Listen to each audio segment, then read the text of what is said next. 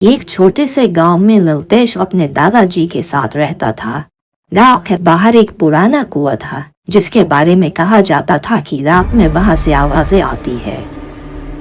बेटा ललतेश, रात को इस कुएं के पास कभी मत जाना।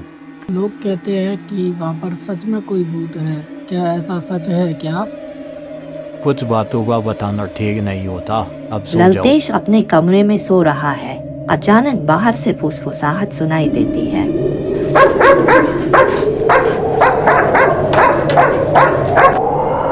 आधी रात को अचानक ललतेश की नींद खुली। बाहर से कोई उसका नाम ले रहा था।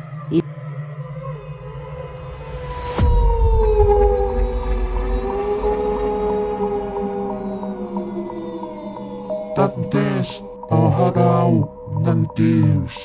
Bahagaw, na bahas ng tis. कौन? कोई है क्या बाहर? अगर है तो मुझे जवाब दे।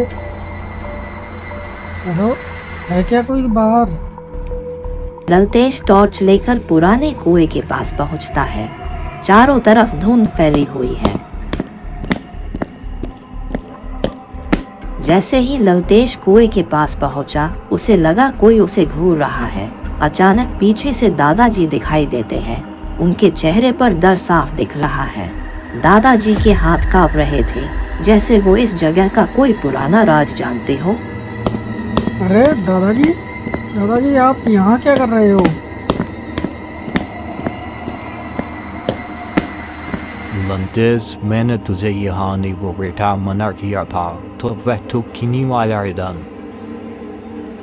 ओ दादाजी, मुझे लगा कि मुझे कोई बुला रहा है, तो इसलिए मैं यहाँ तक उसे ढूंढते हुए चला आया। कुएं के अंदर से लाल आंखें चमकती है। अचानक कुएं के अंदर से किसी के रोने की आवाज आने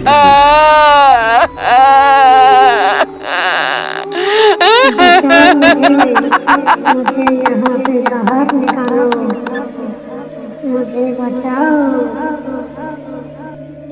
ये आवाज कैसी थी?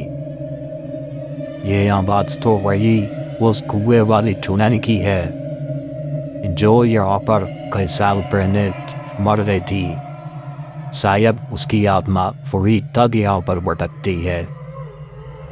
बेटा, हमें ज़्यादा देर नहीं करनी चाहिए और हमें यहाँ से जल्द निकल जाना चाहिए। चलो बेटा, चलते हैं यहाँ से, वरना यहाँ पर कुछ खराब भी हो सकता है। इससे पहले कुछ खराब हो, हम यहाँ से चलते हैं। चलो। लेकिन दादाजी, मुझे तो बहुत ही डर लग रहा है। क्या सब कुछ ठीक है ना दादाजी? भूतिया परछाई अचानक ललतेश और दादाजी के पीछे खड़ी हो जाती है।